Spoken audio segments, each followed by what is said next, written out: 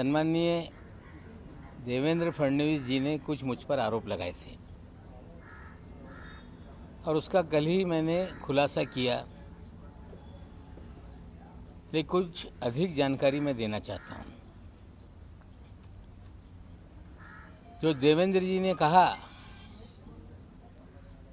कि आपके मंत्री रहते हुए सलीम पटेल के बारे में आपको जानकारी थी कि नहीं। 2005 में मैं मंत्री पद पे नहीं था। एक आर पाटिल जी के साथ उनकी वीडियो वायरल हुई थी, ये सवाल आपने खड़ा किया। हमने मुनीरा से संपत्ति लेने के बाद सलीम पटेल की वो वीडियो वायरल हुई थी और सलीम पटेल ने उन सारे अखबार और चैनलों पे जिन लोगों ने दाऊद से उसका कनेक्शन बताया था उन पे डिफेमेशन सूट फाइल किया था। और 5 महीने पहले मैंने जानकारी ली सलीम पटेल का देहांत हो गया और सलीम पटेल ये मुनीरा का पावर ऑफ अटॉर्नी था।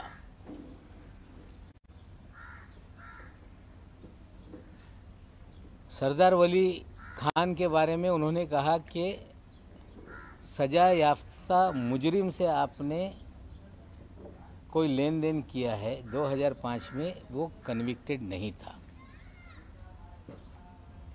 जो वॉचमैन वहाँ पे था उनका लड़का था। 300 मीटर पे 7/12 पे उसने अपना नाम चढ़ा लिया था रेक्टिफिकेशन करने के लिए कोई कागज़, वो हमने उनको पैसा दिया था, ये सच्चाई है। लेकिन देवेंद्र जी ने हमें जो लड़ाई में लड़ रहा था या लड़ रहा हूं, जो एनसीबी में निर्दोष लोगों को फंसाने का, हजारों करोड़ की उगाही करने का, कहीं ना कहीं देवेंद्र जी उसको डाइवर्ट करने का प्रयास कर रहे हैं। और सिर्फ डाइवर्ट करने का नहीं, उस अधिकारी को बचाने का प्रयास हो रहा है, क्योंकि देवेंद्र जी के उस अधिकारी के पुराने संबंध हैं। 2008 में कोई अधिकारी नौकरी पे आता है और 14 साल से मुंबई शहर छोड़ता नहीं, इसके पीछे क्या राज है? देवेंद्र जी औरों को कह रहे हैं कि अंडरवर्ल्ड कलेक्शन के लोग हैं ये, लेकिन देवेंद्र जी हम आपसे पूछना चाहते हैं कि सारे अंडरवर्ल्ड के लोग, जो अंडरवर्ल्ड कनेक्टेड लोग हैं, जो बड़े बड़े क्रिमिनल हैं, आपने मुख्यमंत्री रहते हुए उन्हें सभी लोगों को जो सरकारी कमीशन है, सरकारी बोर्ड है, उसका अध्यक्ष क्यों बनाया? मुन्ना यादव नाम का एक व्यक्ति जो नागपुर का कुख्यात गुंडा है, जिस पे हत्या से लेके सभी तरह के मामले दर्ज हैं, जो आपका राजनीतिक सारे भय पैदा करने वाला आपका साथी है, उस मुन्ना यादव को आपने कंस्ट्रक्शन वर्कर बोर्ड का अध्यक्ष बनाया था कि नहीं? क्या आपकी गंगा में मुन्ना यादव नहा के पवित्र हो गया था? आपने हैदर आजम नाम के एक आपके नेता को मौलाना आजाद फाइनेंस कॉरपोरेशन का अध्यक्ष बनाया था कि नहीं? क्या हैदर आजम बांग्लादेश के लोगों को मुंबई में बसाने का काम नहीं करता है? क्या हैदर आजम की दूसरी पत्नी जो बांग्लादेशी है,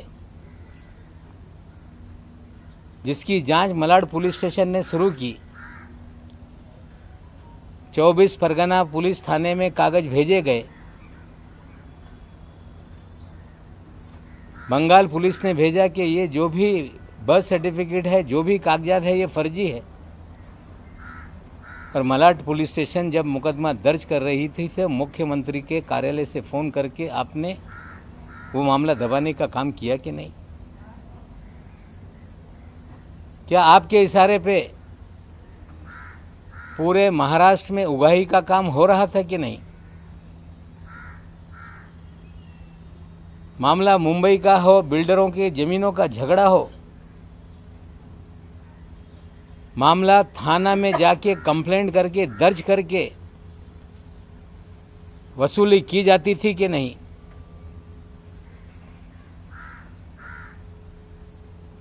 जमीन मालिकों को पकड़ के लाते थे और सारी ज़मीनें अपने नाम पे लिखा ली जाती थी, ये सच है कि नहीं?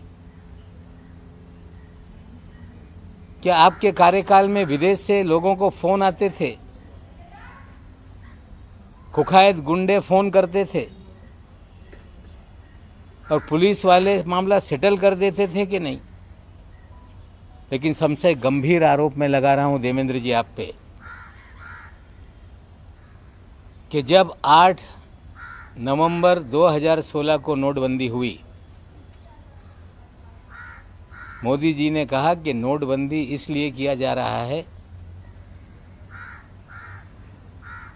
आतंकवाद खत्म होगा, काला धन खत्म होगा। और एक बात मोदी जी ने कही थी कि बड़े पैमाने पे जाली नोट है, उसे खत्म करने के लिए हम नोटबंदी का काम कर रहे हैं। जब नोटबंदी हो गई, पूरे देश में जाली नोट, चाहे पंजाब हो, 2000 के 500 के जाली नोट पकड़े जाने लगे। मध्य प्रदेश में जाली नोट पकड़े जाने लगे, तमिलनाडु में जाली नोट पकड़े जाने लगे। लेकिन छापेमारी की जिसमें 14 करोड़ 56 लाख रुपए के जाली नोट पकड़े गए।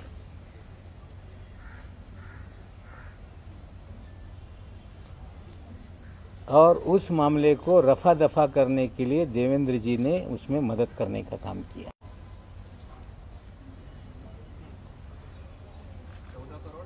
56 लाख रुपए डीकेसी में 8 अक्टूबर 2017। साथियों, जाली नोट का nexus ISI Pakistan Dawood via Bangladesh, ये पूरी जाली नोट इस देश में फैलाई जाती है। 8 अक्टूबर के छापेमारी में 14 करोड़ 56 लाख पकड़े गए। मुंबई में एक गिरफ्तारी हुई, पूना में एक जो गिरफ्तारी हुई इमरान आलम शेख, पूना में गिरफ्तारी हुई रियाज शेख, और एक नई मुंबई में भी उसमें गिरफ्तारी हुई थी। लेकिन 14 करोड़ की 56 लाख की जब्ती को 8,80,000 रुपये बताकर मामला दबाया गया।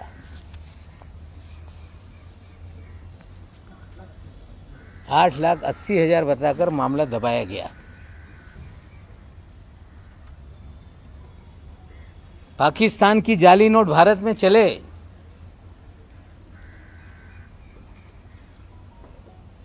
मामला दर्ज हो और उसमें कुछ दिनों में जमानत हो जाती है।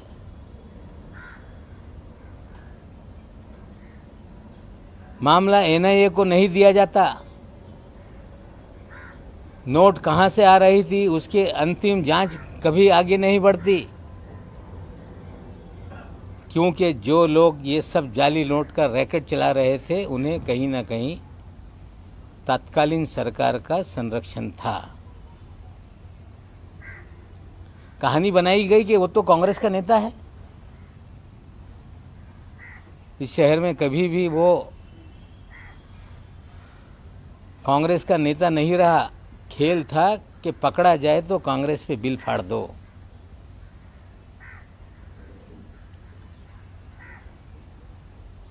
और जो आलम शेख था, इमरान आलम शेख, ये माइनॉरिटी कमीशन 6 महीने के बाद जिसको हाजी अरफात शेख को चेयरमैन बनाया गया, उसका ये छोटा भाई है। हाजी अरफात शेख जिसे देवेंद्र जी ने दल बदल करा के अल्पसंख्यक आयोग महाराष्ट्र का चेयरमैन बनाया था, उसका ये छोटा भाई है।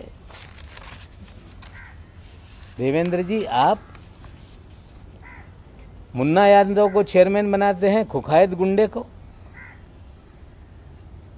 बांग्लादेशियों को इस शहर के अंदर आबाद करता है, उसको आप माइनॉरिटी मौलाना आज़ाद फाइनेंस कॉरपोरेशन का चेयरमैन बनाते हैं।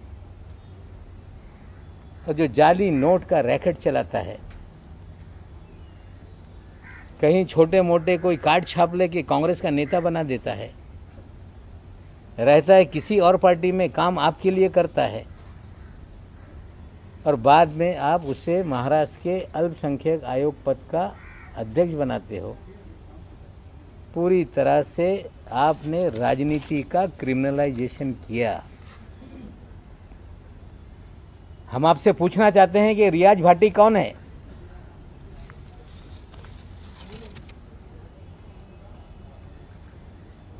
उनतीस अक्टूबर को सहार एयरपोर्ट पे जाली पासपोर्ट के साथ पकड़ा गया,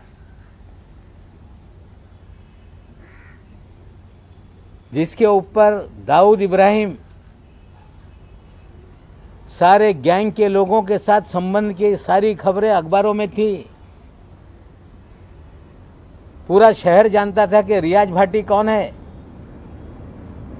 डबल पासपोर्ट के साथ कोई व्यक्ति पकड़ लिया जाए और 2 दिन में छूट जाता है, इसके पीछे क्या खेल था?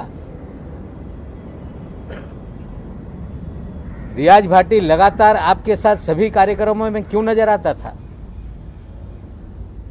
रियाज भाटी भारतीय जनता पार्टी के कार्यक्रमों में क्यों नजर आता था? आपके डिनर टेबल पे क्यों नजर आता था?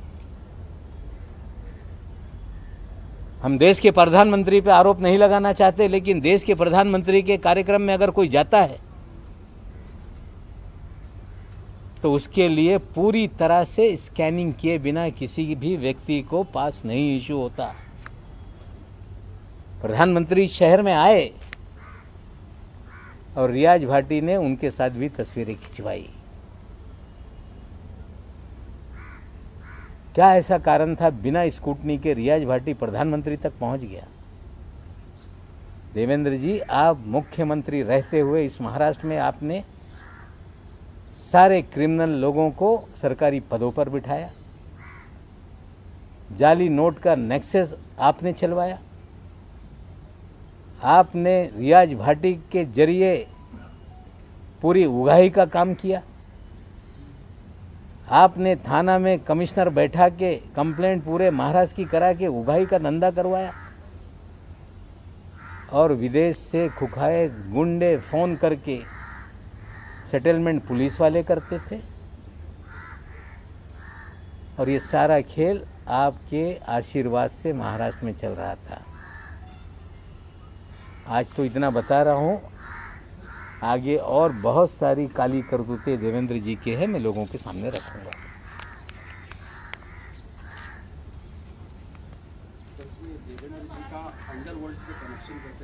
रियाज भाटी उनके साथ क्यों घूमता है? 2 पासपोर्ट के साथ अगर कोई अंडरवर्ल्ड का आरोपी एयरपोर्ट पे डिटेन हो जाए तो 2 दिन में कैसे छूट जाता है? प्रधानमंत्री के कार्यक्रम में वीआईपी के पास कैसे बन जाते हैं? जाली नोट का नेक्सस चलता है, जमानत हो जाती है, पैसे कहां से आए, कहां से, उसका क्यों नहीं इन्वेस्टिगेशन किया जाता? क्या हैदर आजम की बीवी का बांग्लादेश का मामला पुलिस स्टेशन में दर्ज है कि नहीं? क्या मुन्ना यादव ये कुख्यात गुंडा है कि नहीं? हम तो सवाल देवेंद्र जी से पूछना चाहते हैं, इसका जवाब आप दें।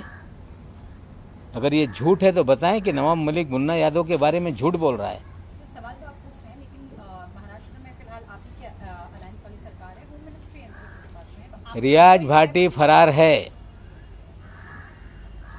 मुन्ना यादव पे मुकदमे हैं, जाली नोट का मामला डीआरआई का है। जो एजेंसियां केंद्र की काम करती है उनसे हम सवाल खड़ा कर रहे हैं कि इसको फिर से देखो। ये जाली नोट का नेक्सस पाकिस्तान से कैसे लिंक है ये भी देखना पड़ेगा। पार्टी का केस अंडरवर्ल्ड से संबंध है मामले में पाकिस्तान का कोई लिंक एस्टैब्लिश हुआ था जिसका आप आरोप लगा रहे हैं, और कौन से बेसिस पे आरोप लगा रहे हैं कि मामला रफा दफा किया गया? जब 14 करोड़ 56 लाख पकड़े गए, जाली नोट का मामला था, तो क्या ऐसा हो गया कि जमानत हो गई तुरंत? क्या ऐसा था कि जांच आगे नहीं बढ़ी? और जिसको पकड़ा था उसके भाई को आपने अल्पसंख्यक आयोग का अध्यक्ष क्यों बनाया? और ये योगायोग है कि उस समय भी उस केस का जो इंचार्ज था वो भी समीर दाऊद वानखेड़े ही था। जी, ते डीआरआई मध्ये ही केस झाली होती। ये मामला डीआरआई में हुआ था। और मैं आपको बता दूं कि जो 14 साल से वानखेड़े साहब जो मुंबई में लगातार पोस्टिंग रहे, उनकी posting joint commissioner intelligence revenue की 1 जुलाई 17 को हुई और उस समय उनके ही पास ये डिपार्टमेंट था। ये छापेमारी या जो भी कार्रवाई हुई थी डीआरआई ने की थी और केस को हल्का करने के लिए यही अधिकारी के जरिए देवेंद्र जी ने सारी मदद की थी। हाजी अरफात के भाई का मामला रफा दफा करवाया था। ये कोई इंसिडेंट हो सकता है, लेकिन एक ही अधिकारी जिसके ऊपर गंभीर मामले चल रहे हैं, 2-2 एसआईटी जांच कर रही है, विजिलेंस की जांच हो रही है, और उससे ध्यान भटकाने का खेल कहीं तो नहीं, ये भी सवाल खड़े होते हैं। ये मैं पूछना चाहता हूं कि किसी भी प्रधानमंत्री के कार्यक्रम में पहुंचने के लिए पूरी तरह से स्टेट की इंटेलिजेंस एजेंसियां, केंद्र की इंटेलिजेंस एजेंसियां उस व्यक्ति का पूरा स्क्रूटनी करती हैं। अगर जिसके ऊपर लगातार दाऊद इब्राहिम के संपर्क के मामले रहे हों और वो सीधे प्रधानमंत्री तक पहुंच जाए, तो कहीं ना कहीं उसे किसी न किसी का आशीर्वाद था, जिसके कारण उस कार्यक्रम के भीतर तक वो गया। दाऊद इब्राहिम का आदमी रियाज भाटी है, आज फरार है। थाना में जितनी उगाही हो रही थी उसका भी वो कहीं ना कहीं एक उगाही के कार्यक्रम का हिस्सा था। बहुत सारे मुकदमे खुले हैं जिसमें रियाज भाटी आज फरार है। हमारे साथ कोई फोटो नहीं, भारतीय जनता पार्टी के नेताओं के साथ फोटो हैं।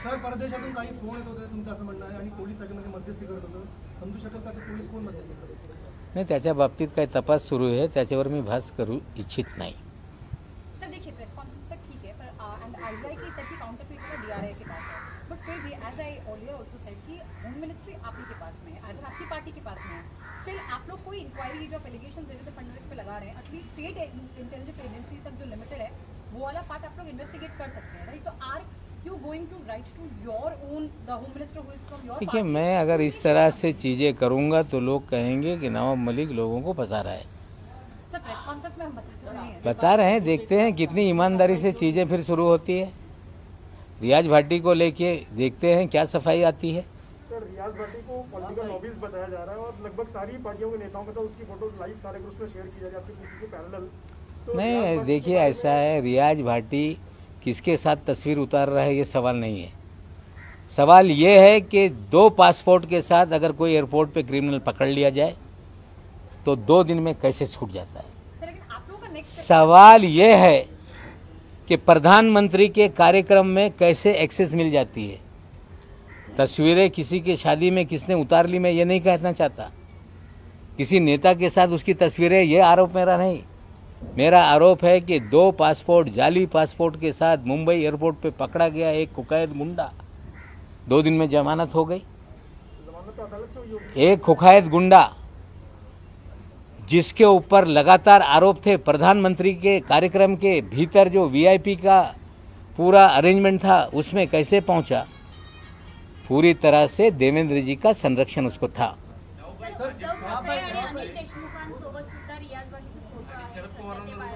मी फोटोच्या बाबतीत आरोप लावत नाही। बोगस पासपोर्टच्या जो केस आहे 2 दिवसात कसं त्याला सोडण्यात आला?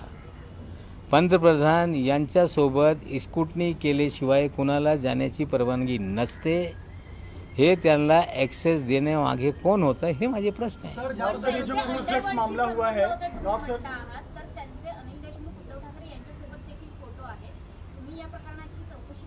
नाही, फोटोवर मी कधी आरोप लावत नाही। माझ्यासोबत पण कोणी येईल, फोटो काढून जाईल। सार्वजनिक जीवनात लोकांच्यावर फोटो लोक काढताय। मुन्ना यादव हे शासकीय समितीवर अध्यक्ष होते की नाही? हाजी अरफात मायनॉरिटी कमिशनचा चेअरमॅन होता की नाही? आजम हैदर हे मौलाना आझाद फायनान्स कॉर्पोरेशनचे चेअरमॅन होते की नाही? एका पदावर नेमणूक करत असताना पोलिसांकडून रिपोर्ट मागवण्यात येते की नाही?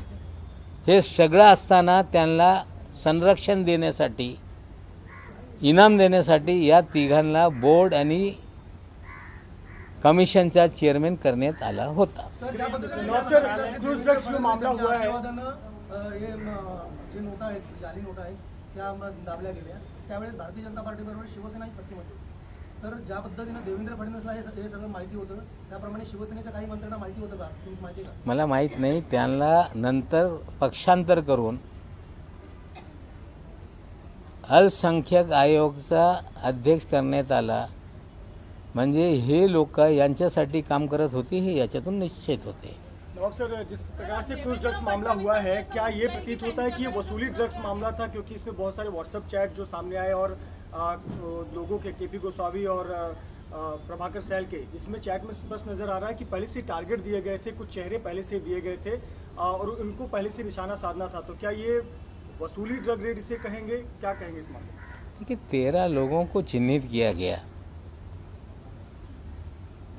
जो 3 तारीख की रात में जो डीजी प्रधान साहब हैं, उन्होंने मीडिया के सामने कहा कि भारत के इतिहास में पहली बार मिड सी ऑपरेशन हम लोगों ने किया। एक क्रूज पे छापेमारी हुई, 15 दिन से हम तैयारी कर रहे थे और इस तरह की बातें कही गई। सारे देश में उसको लेके खबरें चलने लगी। लेकिन हमने पहले 6 तारीख को सवाल केपी गोस्वामी और मनीष भानुशाली पे उठाए थे। हमने पहले कहा था कि उगाही का मामला है। व्हाट्सएप चैट के जरिए जो प्रभाकर कह रहा है कि कुछ लोगों के प्री डिसाइडेड फ़ोटो बांटे गए थे, उन्हीं को पकड़ना था, ये सारा उनके कन्वर्जेशन में है। अगर रेड शिप पे डाली गई तो क्रूज को बिना परमिशन सेल करने की परमिशन क्यों दी गई? उस क्रूज में पूरी तरह से तलाशी क्यों नहीं ली गई? क्यों टर्मिनस से ही लोगों को डिटेन कर लिया गया? क्यों आर्यन खान को किसके कहने पे वहाँ तक लाया गया? आर्यन खान के घर वालों से 25 करोड़ की मांग क्यों की गई? डिस्काउंटेड रेट 18 करोड़ में डील क्यों हुई? 50 लाख रुपए उठाए क्यों गए? ये सारे सवाल हैं। दोनों एसआईटी के सामने सारे बयान हैं, सीसीटीवी फुटेज है, कॉल सीडीआर होगा, इलेक्ट्रॉनिक एविडेंस भी उसमें है। लेकिन कहीं ना कहीं लोगों को डराया जा रहा है कि आपने पैसा दिया, आप भी मुकदमेबाजी में फंस जाओगे। मैं आज फिर कहता हूँ कि रैंसम मांगने वाला गुनहगार होता है। अपने बच्चों को बचाने के लिए फिरौती देने वाला कभी भी गुनहगार नहीं। मैं उनको फिर कहता हूँ कि डरो मत, आप विक्टिम हैं, आप गुनहगार नहीं। डराने से आप डरेंगे तो इस शहर में इसी तरह का उगाही का काम चलते रहेगा। समीर वानखेड़े के अगेंस्ट जो एलिगेशंस हैं वो एनसीबी की विजिलेंस टीम इन्वेस्टिगेट कर रही है। Usually people go for a central agency which is मतलब जो कि मेन एजेंसी का पार्ट नहीं हुई, आदमी एनसीबी का ही ऑफिसर है और एनसीबी ही इनके खिलाफ इंक्वायरी कर रही है. Do you have any plans of asking for another agency probing this? क्योंकि मुंबई मैं फिर बोल रहा हूँ कि 26 मामलों को हमने पत्र लिखा है कि ये जाली मामले हैं. एनसीबी एक ऑर्गेनाइजेशन है, उनके भीतर भी जांच करने का उनका अधिकार है, काम है.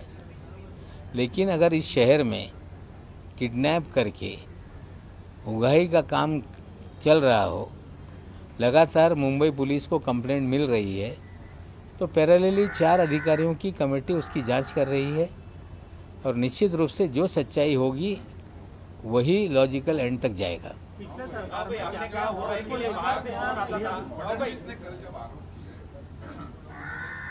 आपने इंडिकेट किया ये जो मामला है इसको इनकम टैक्स कर सकती है और चूंकि इसमें अंडरवर्ल्ड है एनआईए भी इसको कर सकती है और मैं पवार साहब से बात हुई.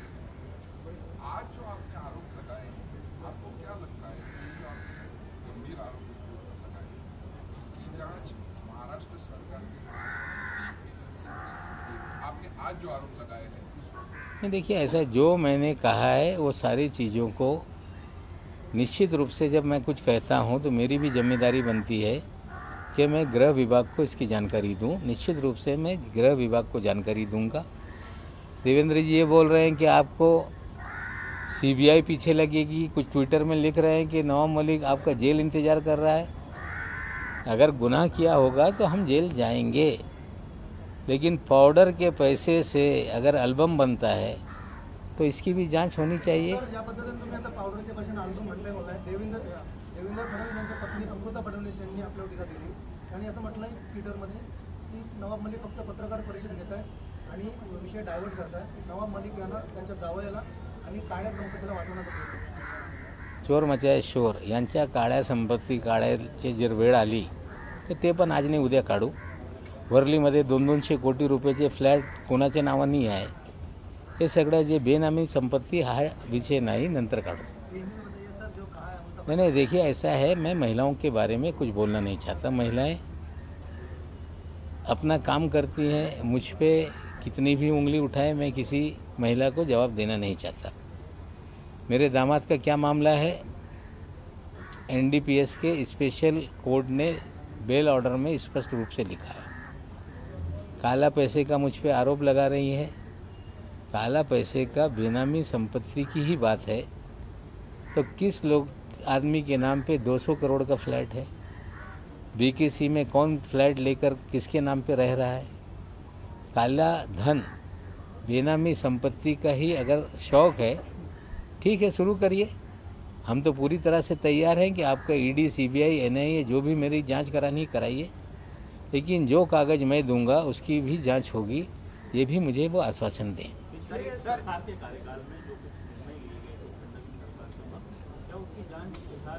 देखिए वो सरकार, मैं आज सरकार की तरफ से प्रवक्ता के नाते नहीं बोल रहा हूँ. मेरी लड़ाई नाइंसाफ़ी, लोगों को, बेगुनाहों को जेल में डालना, उगाही का मामला, इसको लेके सरकारी बात आगे करेंगे. धन्यवाद. तुम्ही हिरो आहात कारण तुम्ही एकटेच लढत आहात असं सुद्धा बोललं जात आहे, पण विलन नेमके किती आहे? विलन तर आता चंडाल चौकडी आहे, ते चंडाल चौकडीच्या विरोधात मी लढतोय.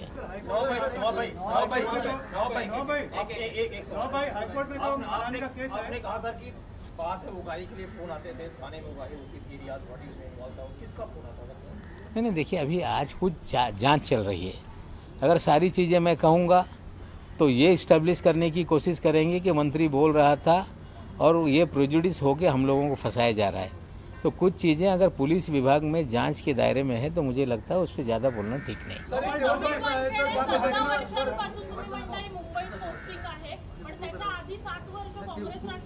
तो 7 वर्ष होता प्रोबेशन पिरियड आहे. नाही 7 वर्ष होता ठीक आहे, नंतरचे 7 वर्ष हे म्हणजे का 7 वर्षावर माझा आक्षेप नाही आहे, पण आता नंतरचे 7 वर्ष या मुंबईत कसं आहे याच्यावर आक्षेप आहे.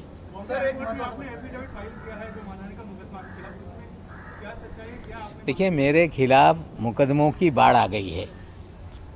अलग अलग फोरम पे जाके मेरे खिलाफ कोई शिकायत कर रहे हैं. ठीक है, हर व्यक्ति को इस देश में शिकायत करने का अधिकार है. कोई कहता है कि नवाब मलिक पे एट्रोसिटी लगा दो। मैंने कोई ऐसे बात आपत्तिजनक नहीं की कि किसी की जाति को लेके आपत्तिजनक मैंने बात की हो। फर्जी सर्टिफिकेट, फर्जीवाड़े का सवाल हमने उठाया। हमने जो बातें की उसको लेके बहुत सारी जांच आगे बढ़ रही है। लोग मुझे बोलने पे रोक लगे, इस तरह से हाईकोर्ट में PIL भी फाइल हुआ था। फिर कुछ परिवार के लोग गए, इंटरिम रिलीफ मांगी कि इन्हें बोलने पे रोक लगाया जाए। उसका जवाब दाखिल करने के लिए वहाँ हाईकोर्ट ने कहा था। हाईकोर्ट में हमने अपना हल्फनामा दायर कर दिया है। आज शायद उस पर सुनवाई होगी। कोई क्रिमिनल प्रोसीजर चला रहा है तो ये न्यायालयीन लढाई है, निश्चित रूप से हम लढेंगे। सर, ज्या पद्धतीनं हे आता आरोप प्रत्यारोप सुरू आहेत, केस एका साईडला आहे ड्रग्ज प्रकरणाची आणि त्याची चौकशी एजन्सीज करत आहेत, आता हे वैयक्तिक पातळीवर उतरलं असं मी अजिबात वैयक्तिक पातळीवर जात नाही। मी सुरुवातीपासून बोलतो, रविवारी पण बोलला होता की ही लढाई अन्यायाच्या विरोधात आहे। मी या अन्यायाच्या विरोधात लढत असताना जे लोक निष्पाप लोकांना गुंतवत आहे, जी लोक खंडणी वसूल करत आहे, त्यांच्या पाठराखण करू नये। मी मागच्या रविवारी हे आवाहन केलं होतं, तरी त्यांना वाचवण्यासाठी लोक समोर येत असतील तर मग मला बोलावं लागतं है। ये हाइड्रोजन बम था, ये हाइड्रोजन बम हमें बचा है। कुछ बहुत सारे बम हैं, लड़ाई कैसे आगे जाती देखेंगे, कुछ विधानसभा में भी फोड़ेंगे। धन्यवाद।